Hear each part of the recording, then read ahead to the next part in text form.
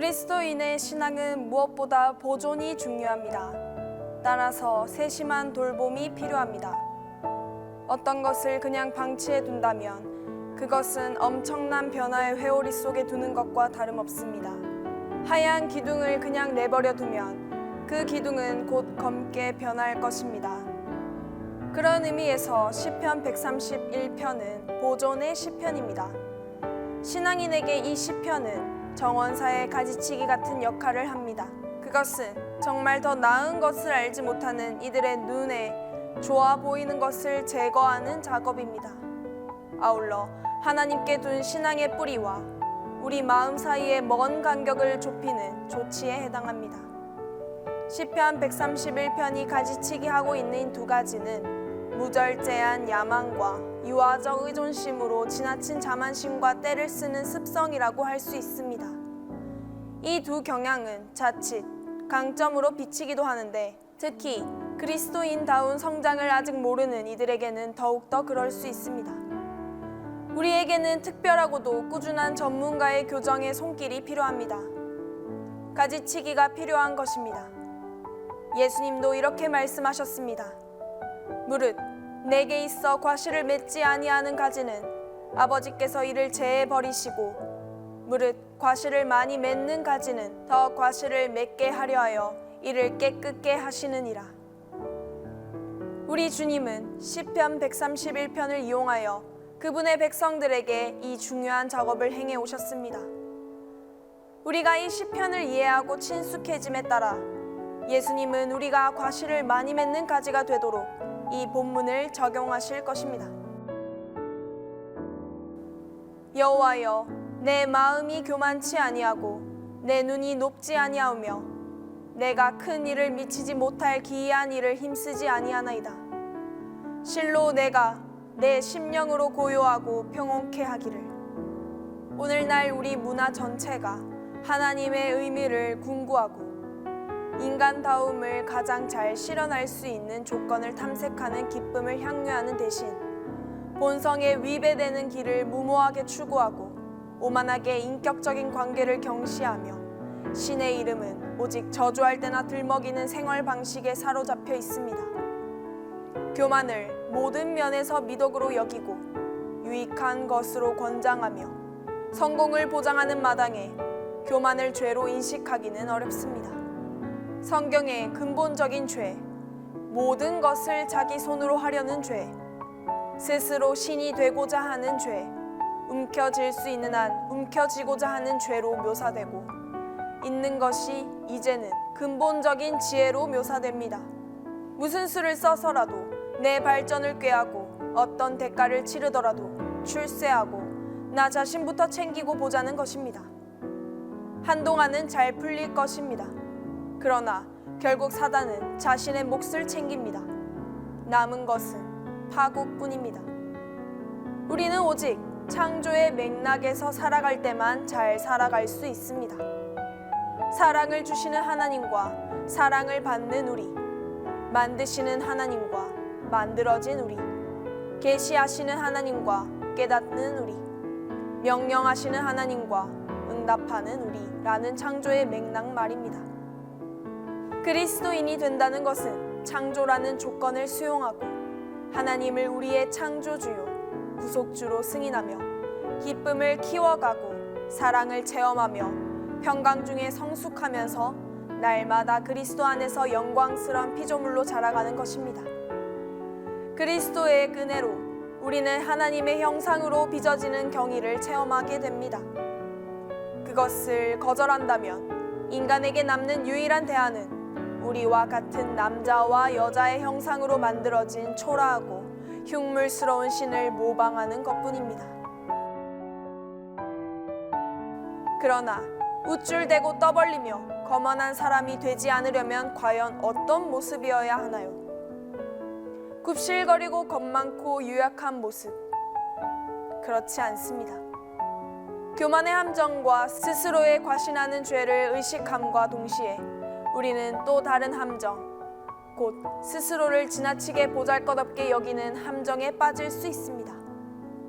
그리스도인에게 최대의 유혹은 어디서든 주인공이 되려는 야심이므로 흠없는 그리스도인이 되려면 눈에 띄지 않는 미미한 존재로 죽어 지내는 게 최고라고 생각하는 이들이 있습니다.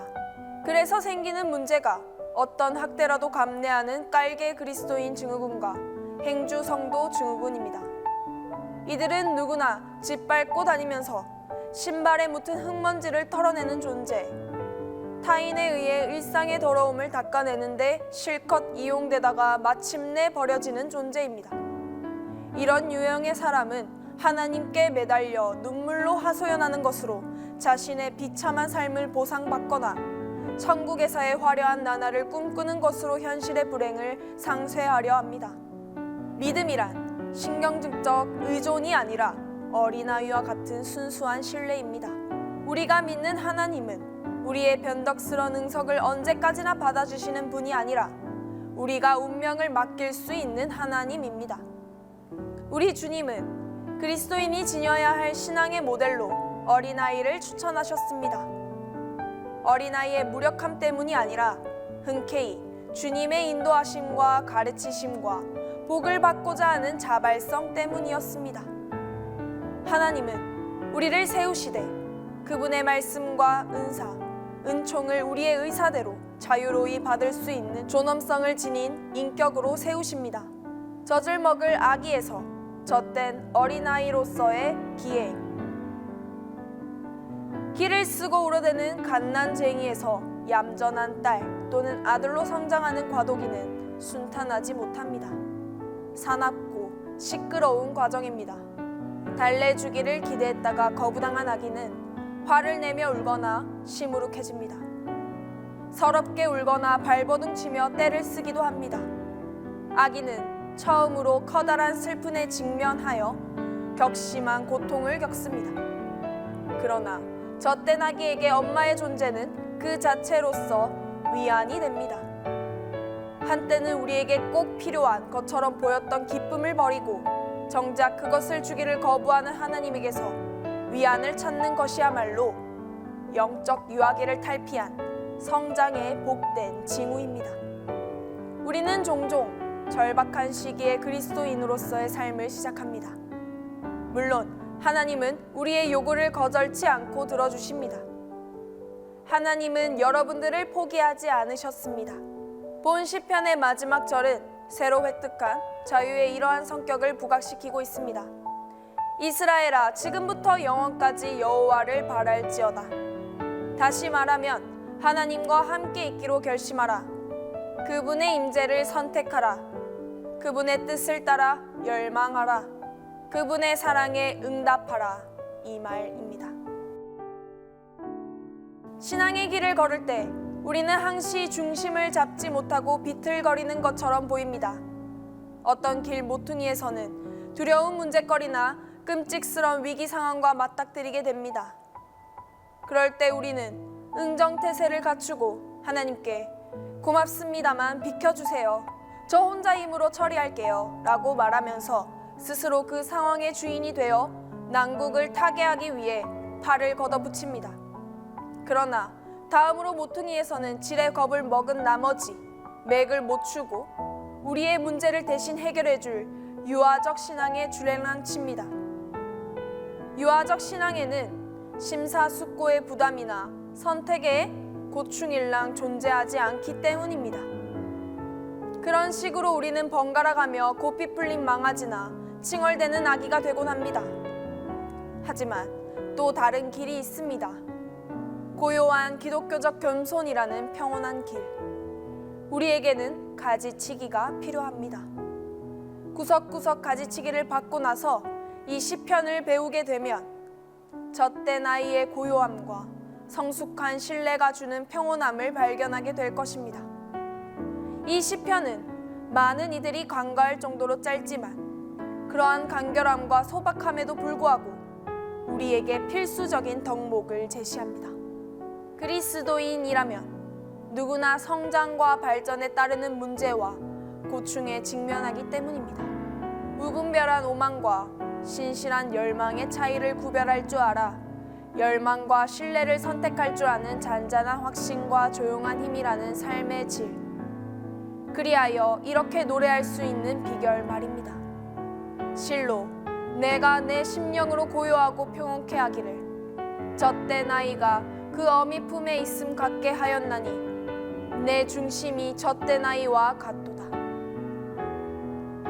이상 시편 걷기 13강 겸손에 대한 강의였습니다.